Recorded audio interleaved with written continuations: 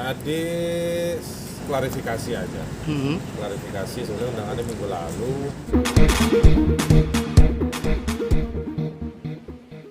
Tadi hari ini memenuhi panggilankah, diperiksa atau hanya klarifikasi atau seperti apa, Bang?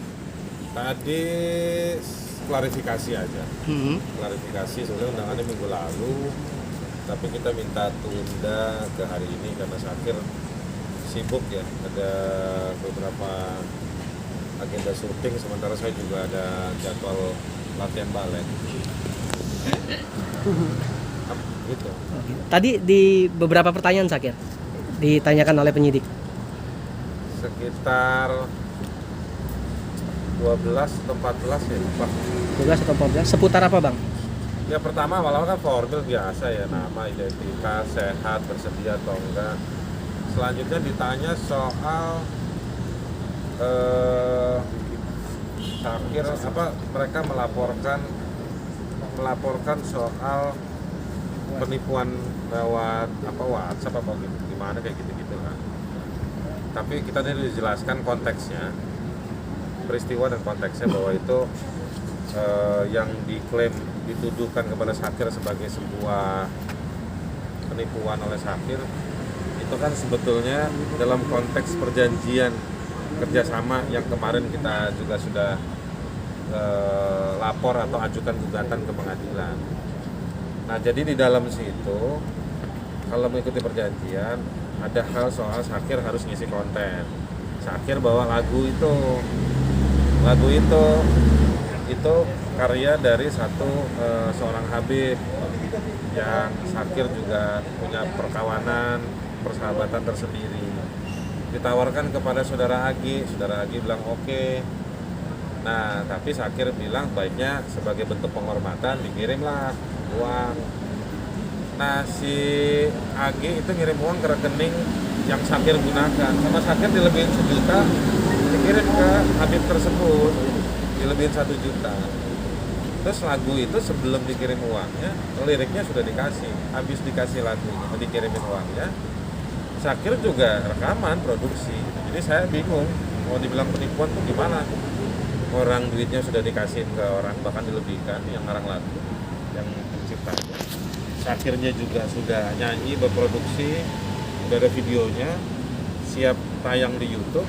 Nah, ya Syakir nggak bisa tayangkan ke YouTube karena akun YouTube-nya sudah tidak bisa diakses oleh Syakir.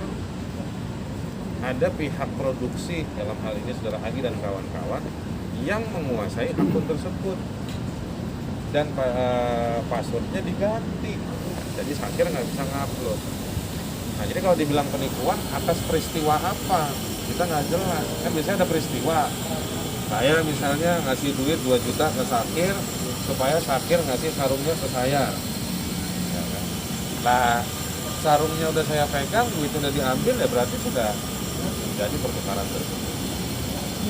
Itu aja sih yang kita jelaskan. Jadi Bang, Syakir tidak melaksanakan kayak yang sesuai di kontrak buat di akun YouTube itu karena sudah diganti ya itunya, akun YouTube-nya. Saya juga nggak tahu sebetulnya yang dibilang Syakir nipu itu nipu apa, nipu duit, nipu lagu. Jadi karena begini, kalau soal duitnya sudah dikasih ke yang bikin lagu. Bahkan menurut Syakir nggak ada kesepakatan karya itu, lagu itu Siti Hadijah itu harganya berapa, 5 juta, 10 juta, mana nggak ada dasar. Syakir mengkomunikasikan, bahkan duit yang dikasih Agi buat pencipta lagu itu kurang. Jadi Syakir inisiatif keluarin duit 1 juta, nambahin untuk dikasih ke pihak yang menciptakan lagu itu. Terus Syakir pun sudah produksi dan di studionya si Sugianto gitu. Bahwa kalau nanti mau dibilang belum dapat lagu, belum dapat lirik, belum dapat master, orang udah rekaman, udah berproduksi. Bahwa duitnya nggak dikasih ke orang itu udah dikasih juga.